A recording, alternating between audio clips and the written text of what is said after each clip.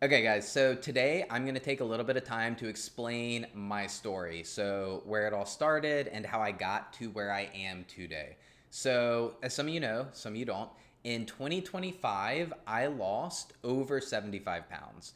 Since March of 2025, I've lost almost 84 pounds as of today. So, 257 and some change was my heaviest, to today being 173 and some change. So, about 84 pounds down so far. Obviously, that's a big difference. You guys can see picture right here. This is where I started. Here's where I'm at. Like, it's a big difference, right? That's not even the bulk of my change, right? So the biggest difference is on the inside. In the latter parts of 2024 and the beginning of 2025, I lost everything.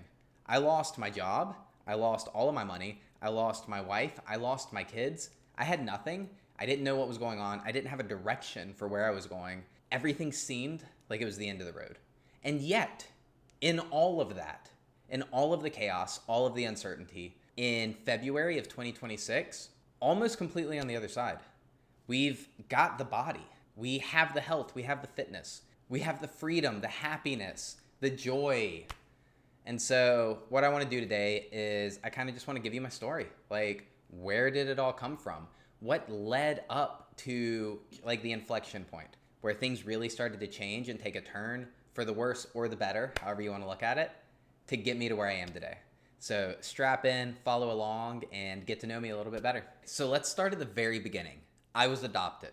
I knew I was adopted from the very beginning, but I didn't realize like how much it messed with me. So my mom told me from the beginning, I had questions about it. I would ask, was she pregnant like my aunt, etc.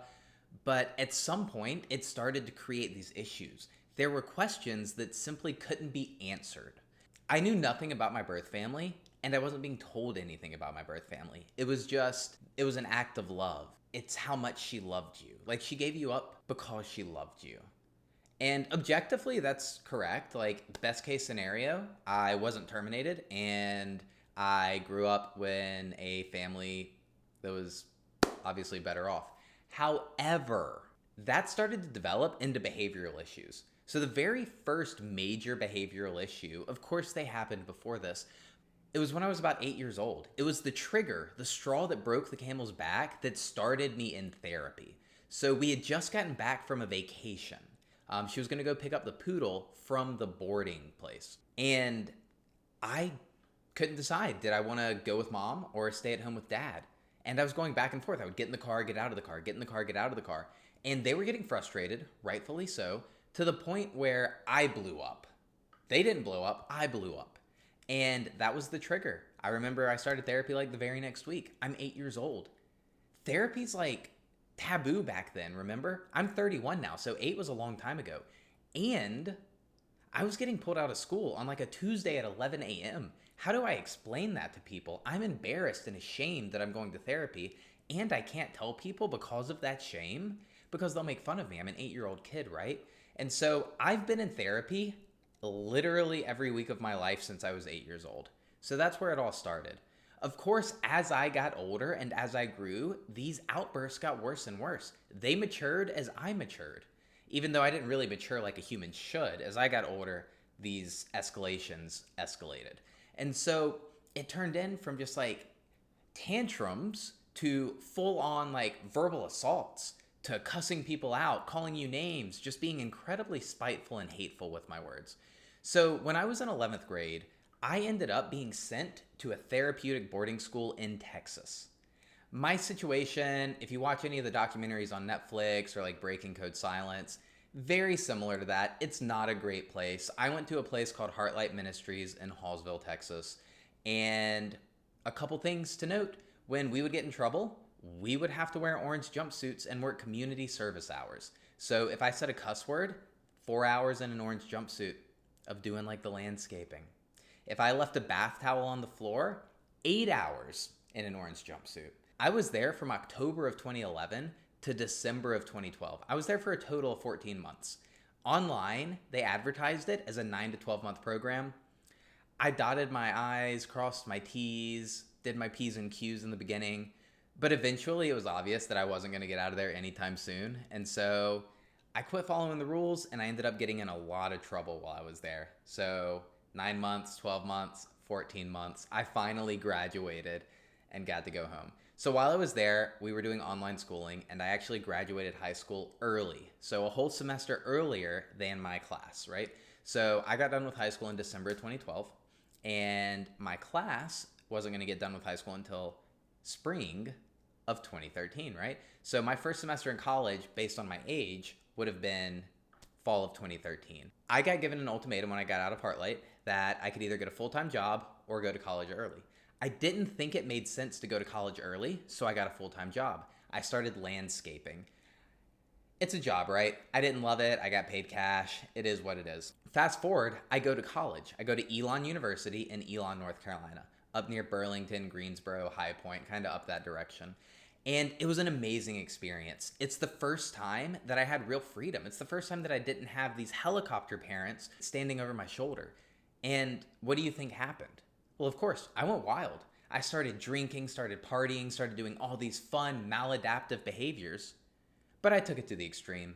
The end result of that is really what the problem is. I failed out of college. So I'm home on Christmas break, and I get an email that says I've been academically suspended pending 2 semesters pulling up my GPA.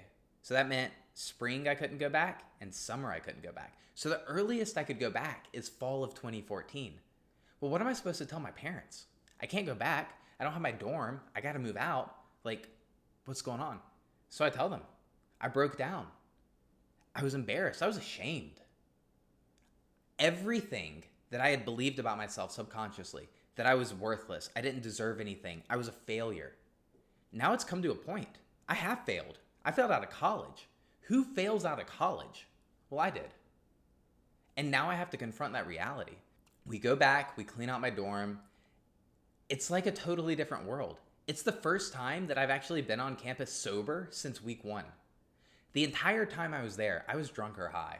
And so it was a totally different experience. I withdrew officially from the university, so I wasn't going to go back. I spent my next 2 semesters at Midlands Technical College in Columbia, South Carolina.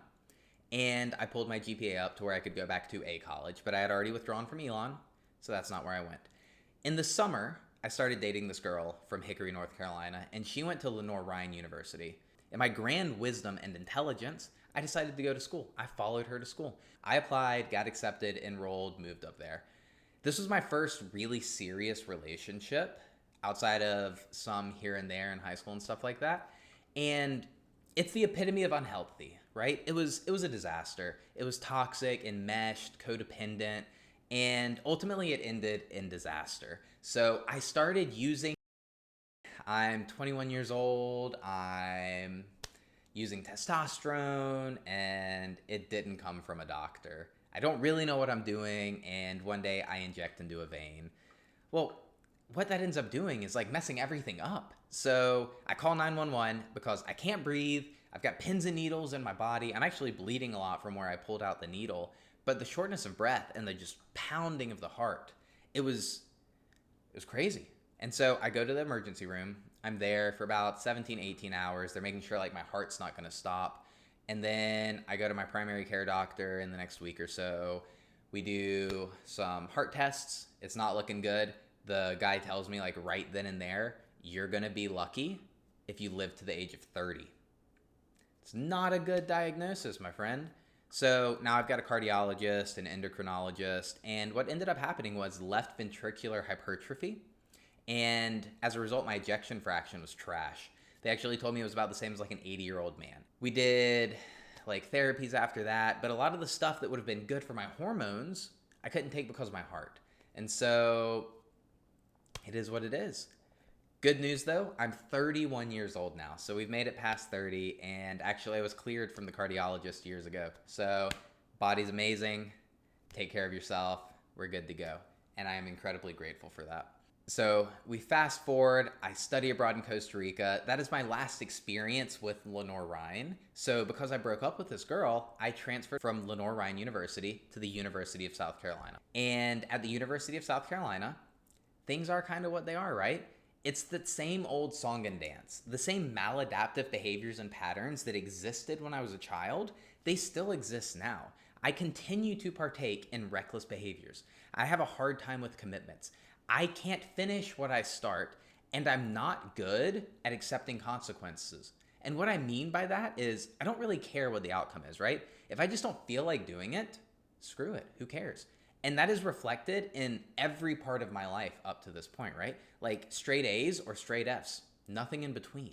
I break commitments all the time, things like that, and partaking in these really reckless behaviors like excessive drinking and other things.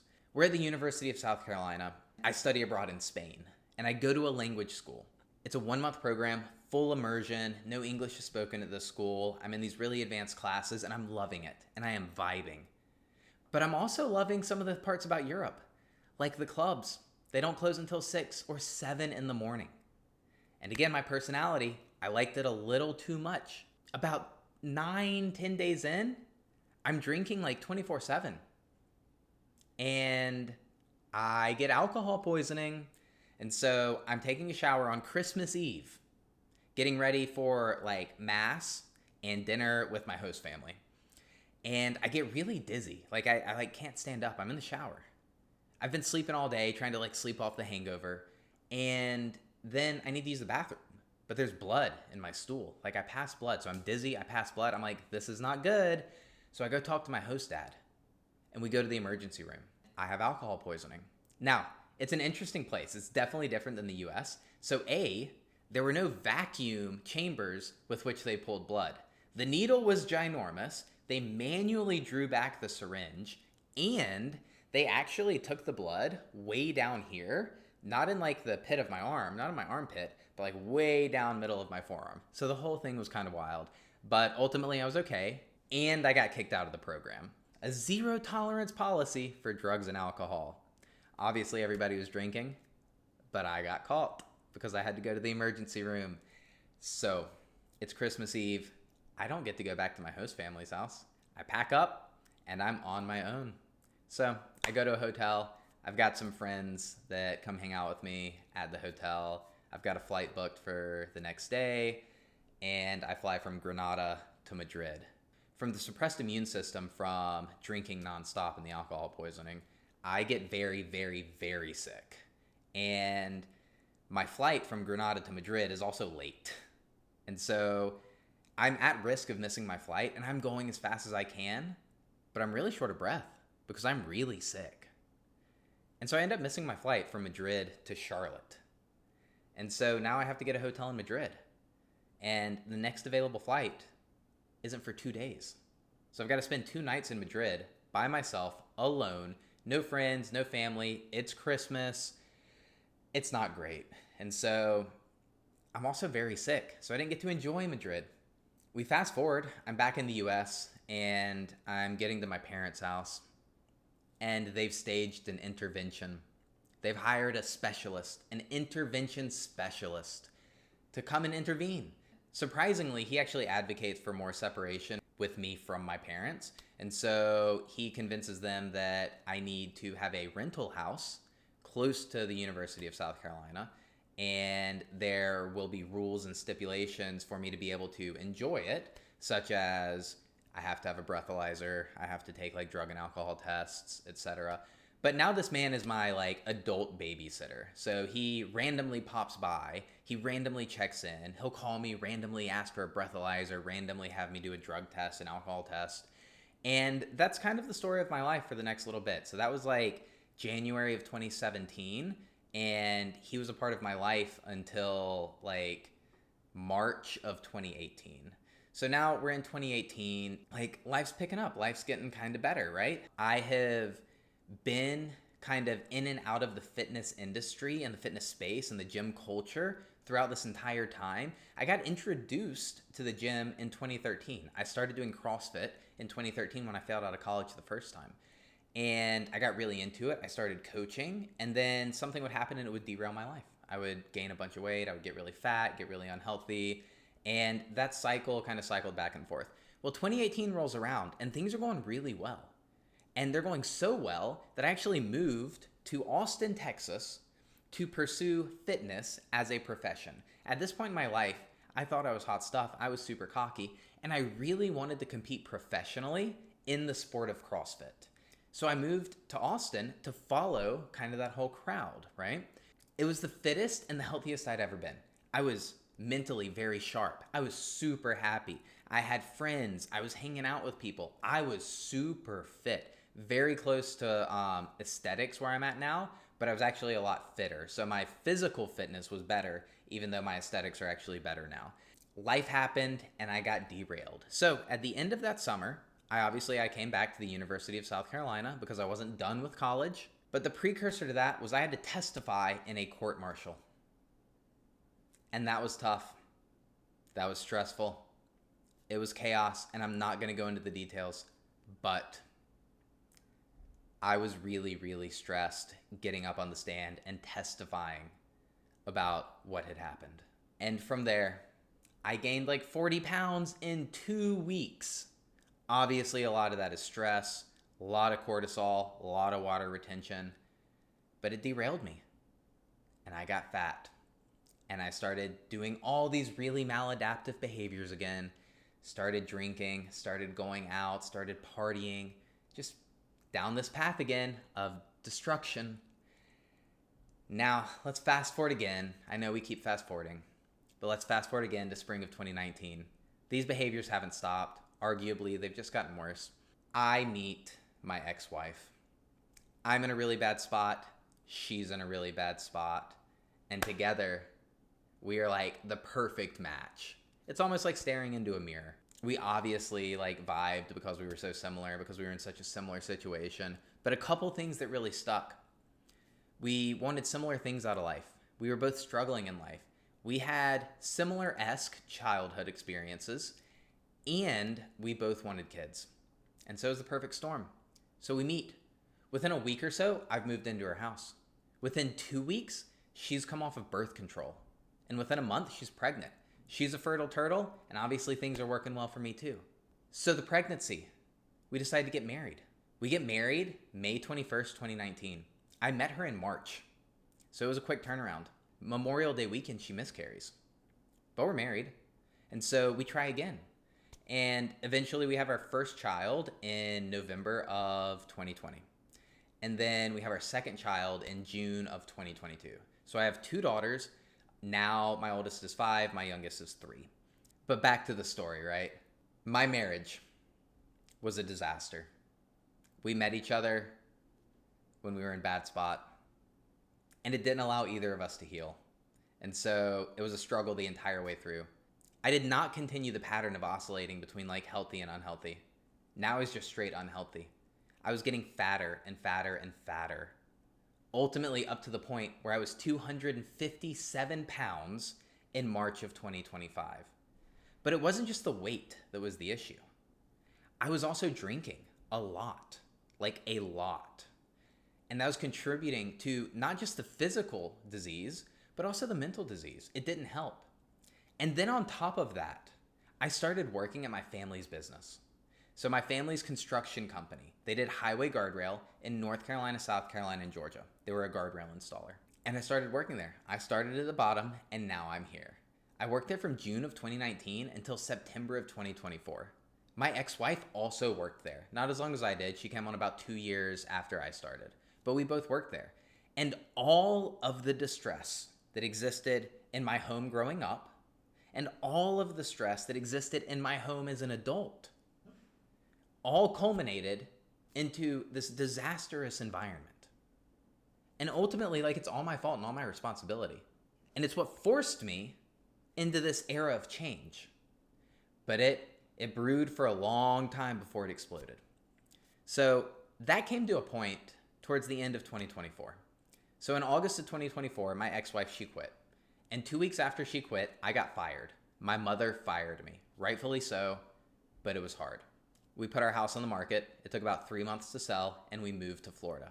In that time, we went through all of our savings and all of our retirement. We didn't have an income. We weren't sure what to do. Do we get jobs in Orlando? Do we get jobs here? Do we try and work remote? It was tough.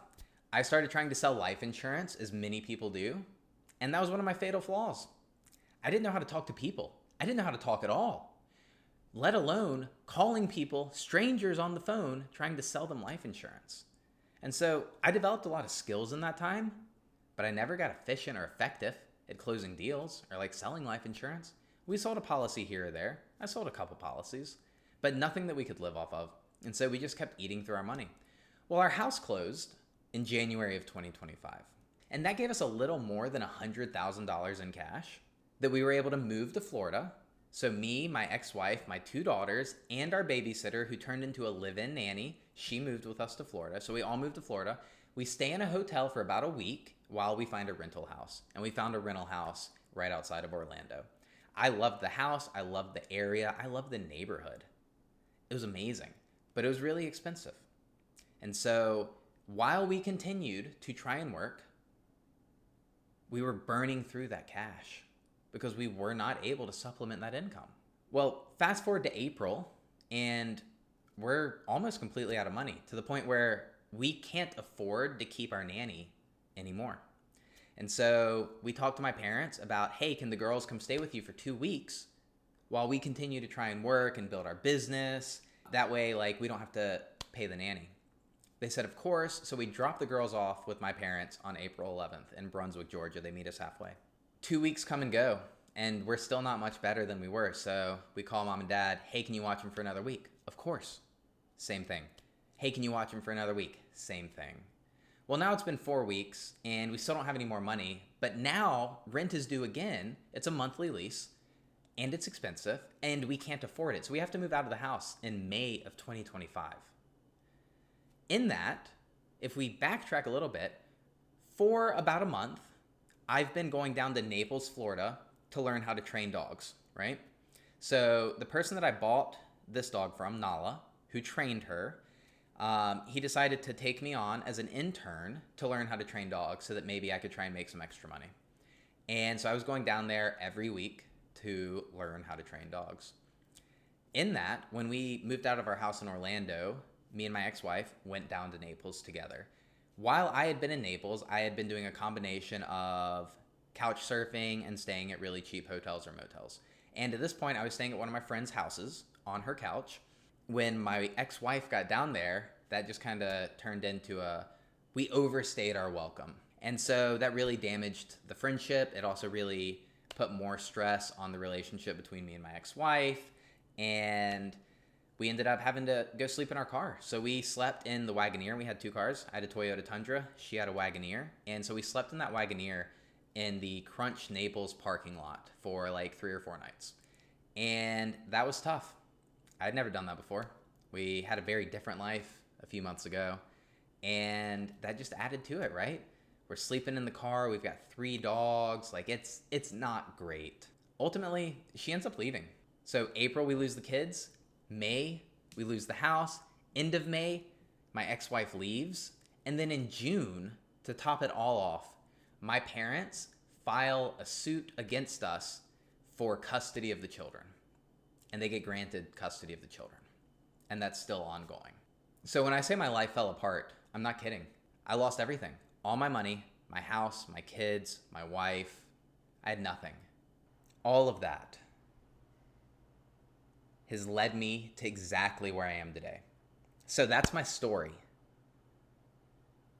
But that was June of 2025. It's February of 2026. What's happened since then? Well, in March of 2025, at my heaviest, I weighed 257 pounds. I was drinking almost every night. I was depressed. I was angry. I was miserable. I hated my life. I wasn't a good dad. I wasn't a good husband. I wasn't a good employee. I wasn't a good human. I was just struggling, man. I was trying to survive. That's all I could do. But then, as things started to unravel, friends in my life started to mentor me, invited me to church, give me direction, help me through the hard times, teach me skills, emotional control, all of these things. And for that, I will forever be grateful because you've really changed the trajectory of my life. A lot of the things that I've built into me and my life and my coaching philosophy with helping others came directly from the things that I experienced and the guidance and direction that I got from these people in my life at this time. And so I am incredibly thankful to them and for them. So in March 2025, 257 pounds. In April of 2025, my friend in Naples that trained Nala, my dog, as he was teaching me to train dogs, he invited me to go to the gym my second day under his internship. And it was a wake-up call to how much I'd really let myself go. Of course you know, but you're not aware, right? And so quickly things started to turn around. Well, I'm going to church. I'm not drinking. I'm going to the gym. I'm eating healthy. And I started shedding pounds fast, like 25 pounds month 1, 25 pounds month 2. And we keep going. And now, today, I weighed 173 pounds this morning. That's a big, big difference. That's 84 pounds that I have lost in less than a year. But that's not the end of my story, right? That's cool, but that's not all of it. What else did I learn along the way? Well, it wasn't all sunshine and rainbows, right? I've slept in my car. I've stayed at like really crappy hotels and motels. I haven't had money for food. All of these things came and went. But how do you keep pushing forward when your life looks like that? When you're on the verge of real homelessness, when you don't have direction, when you don't know what tomorrow holds, how do you get up the next day? How do you set an alarm? How do you wake up, take a shower, brush your teeth, and make sure that you don't give up? And that is where my philosophy came into existence. So, number 1, humility. You have to be humble. You can't be cocky. You can't be a jerk. You can't be entitled, which was it was like the essence of my existence, right? It's just who I was. Cocky, mean, a jerk, entitled, rude. I was always looking for a fight, guys. Like somebody like cut me off in traffic, lay on the horn, give them the middle finger. If somebody was rude to me in store, I'm rude right back. I mean, it's just at work, at home, guys, I was a jerk. So we got to start with humility. We lay that foundation. And losing everything was the perfect storm for laying that foundation. Again, I'm grateful. Then we have 3 core competencies. We have emotional command, physical command, and relational command. And the way I came up with these is, well, I'm pretty good at some really high level things. I'm really good at math. I'm really good at problem solving. Obviously, we got like lots of Rubik's Cubes back there. I'm good at a lot of things that are super high order. But what I found when I lost my cushy job at my family business, when my mother fired me, rightfully so, but when I got fired, like that hurt, right? But I found that I couldn't market myself. I have these things that I'm really good at that are like way up here, but I'm missing these really basic skills and I'm not marketable. And so what was missing? What's that base layer, right? What's the cornerstone of my marketability, right? In a pyramid, we've got cornerstones. And those cornerstones are in essence the foundation, right? Like whether you're thinking of like a pyramid, a skyscraper, we have to have strong anchors, right? And so humility is the true foundation. That's the base anchor. But then we've got these 3 cornerstones: emotional command, physical command, and relational command. Well, emotional command, where does that come from? It's what I was talking about. How do you wake up the next morning when you're afraid of being homeless, where you don't have money to buy food? You don't know if you have money to pay for dog food. Things like that. Like, it's rough. How do you set an alarm and wake up the next day? Emotional command. You don't let your emotions steer the ship. Your emotions are data, of course. We got to listen to them. They exist for a reason. And we survived because of our emotions. So they exist for a reason. But they definitely shouldn't steer the ship. So we have to be in command of our emotions. We have to be able to use them as data inputs, and make logical and rational decisions moving us forward towards our goals, right? And so I talk about this all the time. Our actions need to pass through these 3 filters. A, principles. Every action has to pass through the principle filter. B, values. Every action at every point in our day, at all points of our existence, have to pass through values. And 3, goals. What are our goals? It has to be able to pass through our goals. And if the actions and decisions that we're going to take daily pass through those 3 filters, principles, values, goals, then we can act with confidence. We can act without guilt. We can act without shame because we know that we're living in line with those 3 things. Okay? That's emotional command. Physical command. Like I said, I've lost 84 pounds in less than a year. I went from this, you've seen me on screen, to this in less than a year. And we're not done. We're certainly not done with this journey. But we've made a lot of progress, and it's incredible progress, right? So, physical command. Why is that important? Why is that why is it a cornerstone of our pyramid? Well, I like to say it's your first order of business, right? Whatever your goals are, if you can't have command of your own body, how can you ever expect to handle stuff that has way more external factors and is way more susceptible to the variables of the environment? In order to execute at a high level for physical command, for health and fitness, you have to have some grasp on emotional command, right? If you wake up one day and you don't feel like going to the gym, you're not motivated to go to the gym. You hear this all the time. People talk about, oh, I'm not motivated to go to the gym. Well, motivation isn't going to get you this body. Motivation isn't going to cause you to lose the 100 pounds you need to lose. Discipline will. Commitment will. And in order to do those things, you have to have some sort of competency in terms of emotional command. It doesn't have to be perfect. You can still stumble along the way, but it's a really good tool for practicing emotional command.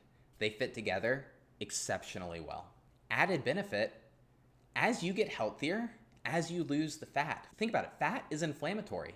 It's heavy. You feel sluggish. You feel tired. You've got brain fog.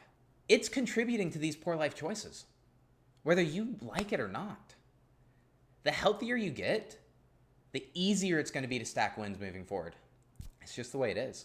So you're going to feel better physically, like from the inside. And as you start to look better, as you start to tone up, as you start to get some definition, as you start to get abs, because it's possible for you. Guys, I was huge. You've seen pictures of me at this point. People ask me about loose skin. I've got a little bit of loose skin, and you can see it when I stand up. But for how big I was, I don't have a lot of loose skin. And it almost is unnoticeable. It's pretty cool. But as you lean out, you start to feel confident. You start to feel good. And that carries over. It makes it easier to make the good choices. And it also carries into relational command. And so what is relational command? We're not going in cocky. We're not going in like I own the place. But people want to pay attention to you. Have you ever paid attention to somebody because they were charismatic? Because they were friendly, they were happy, they had a good vibe, whatever you say, however you describe it, you know what I'm talking about. And so building that skill, that relational command is super vital, right? And so you need emotional command. People are going to hurt your feelings. You're going to get told no.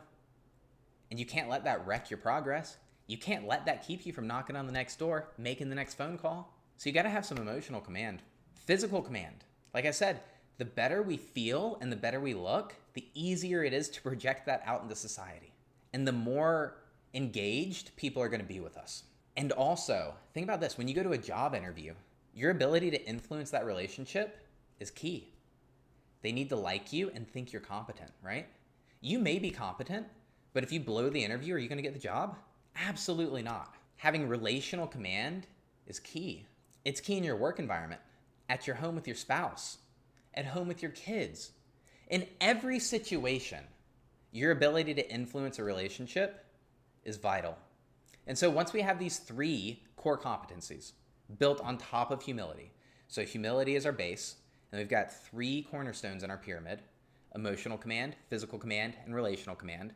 From there, the peak, what do you think it is? It's freedom, and financial freedom at that. Because finances are the tool for real freedom. People say they want money. I want money. Everybody wants money, right? Money's the tool. Money is how society places a value on our skills. So we increase emotional command, we increase physical command, and we increase relational command. Now society is going to put more value, it's going to assign more value to us because our skills are elevated. Now we're going to have greater finances as a result. And those finances are a tool for us to have freedom. Whether that be freedom of time, right? We don't have to work the 9 to 5 anymore. Maybe you do like working the 9 to 5. Now you can afford those dinners. Now you can afford those vacations. You don't have to pick and choose, right? Or you do. You don't have to do the 9 to 5, right? You now have freedom to work remote. You now have freedom to own your own business. You now have freedom because you've elevated the skills. So freedom of time, freedom of geography. Like I said, what if you do want to work remote? What if you want to travel? Spend the winters in Vail, the summers in Florida, or vice versa. You want to spend the summers in Colorado, summers in New York, winters in Florida, like whatever the case may be, or you want to travel the globe. You just want to bebop here and there. Geographical freedom, for the most part, requires finances, right? Freedom in every capacity. Autonomy and freedom is what I'm after. It's what most people that I have talked to are after. And so my goal in working with people is to help you achieve autonomy and freedom, whatever that looks like for you.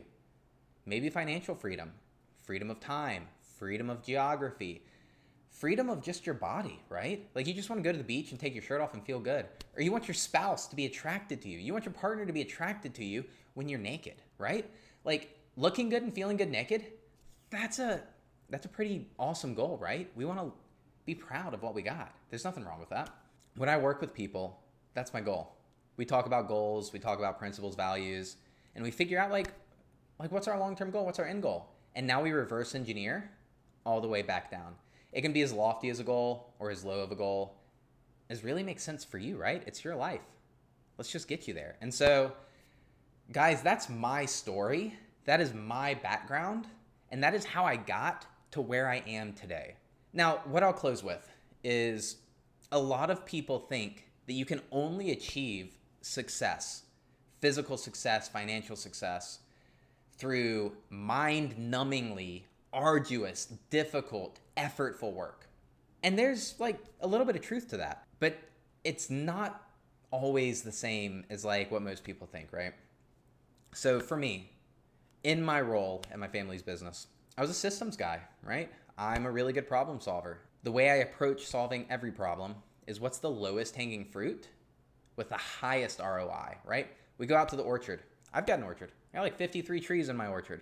Apples, pears, persimmons, chestnuts, figs, and then like a few cherries and 2 mulberries, right? In my orchard, when we go out to pick fruit, I don't start at the top of the tree. So let's say we're picking a Asian persimmon. Why would I go get a ladder, risk the fall, like all these things just for like one fruit? Well, if it's the only fruit out there, yeah. If all the other fruit are picked, but y'all, all the fruit aren't picked. There's fruit everywhere. Let's start with the lowest hanging fruit. It's my philosophy. What does that look like in practice? Well, my first 75 pounds lost from 257 to 182, I did that without tracking anything. No calorie counting, no tracking macros, no obsessing. I didn't use any pharmaceuticals, so no testosterone replacement therapy, no GLP-1s or anything like that, no peptides. I didn't even take a protein supplement. I ate out for every single meal. I kid you not. From March 2025 until December of 2025, I never cooked a single meal, not one. Now, most days, tropical smoothie, Chipotle, Mission Barbecue, Chick-fil-A. I was mindful of what I was eating, but I never tracked it, not once. With that, you might think, well, you must have been doing insane amounts of cardio. You must have been working out like a fiend. No. To this day, I work out 3 times a week. I get burnt out really fast. I have found through years of spinning this wheel and not finding success that the more I work out, the faster I burn out. If I work out on Monday, Wednesday, and Friday, it's enough time for me to reset and enjoy it the next weekend. If I want to prioritize something on Friday, I don't work out. I don't even make it up. I work out Monday, I work out Wednesday, and I won't work out again until Monday. There have been periods in the last year where I maybe didn't work out for 2 weeks. For Thanksgiving of 2025, I went on a cruise. I went on the MSC Seaside, and it was amazing. It was an amazing trip. I wasn't sure. I've only been on Disney cruises up to this point, but the MSC was amazing, and I would definitely go back. It was very different, but I had a really good time. I didn't work out once. I never went to the gym. I went and looked at it, but I didn't use it. I wasn't even intentional about my steps because they didn't have a track to walk on. And while I do like getting my steps in, I don't like walking on a treadmill. So of course, like on beach days, excursion days, we walked a lot. But on other days, we didn't. My step count was trash. And you might think, well, you must have restricted, like calories or restricted alcohol. I didn't. I ate to my heart's content and I drank. And I actually came back 4 pounds lighter. And I didn't rebound because I got right back onto my program, because I live a balanced lifestyle, because I prioritize the whole well-being over any sort of extreme. And so I lay that out for you because I want you guys to know that you can do it too. Now, I'm not against any of those things I said. I have clients where we track, right? We count calories, we track macros. I have clients that are on GLP-1s or similar pharmaceuticals. I have clients on HRT or TRT. I'm not against using any tool. I'm actually a fan of tools, right? Lowest hanging fruit. But I just want you to know it's possible to achieve the success in a way that aligns with your principles, values, and goals and is sustainable long term, right? We've all seen it before. Most of us have probably been there before. We lose it, but we don't keep it off, right? Because we were white knuckling it, right? We had to put so much effort in to get there that we just got burnt out. The pendulum swings. We push it all the way this way, it's going to swing back with a vengeance, right? It's a zero-sum game. So we better be mindful of keeping that vector zero the whole time. Because if we don't, I promise you, it's going to swing back the other way with a vengeance. And so, in closing, guys, that's my approach. I've learned this from experience, from trial and error myself. Education combined with experience, it's a recipe for success. And now that I've done it for myself, I want to help as many people as I can achieve that success as well, right? I want it to be long-term success. I want people to not only get there, but then stay there. 1 year, 2 years, 5 years, 10 years, 20, 30, until the day they die. If that's something that you're interested in, whether it be just like the approach, the sustainability, the lifestyle, whatever the case may be, hit me up.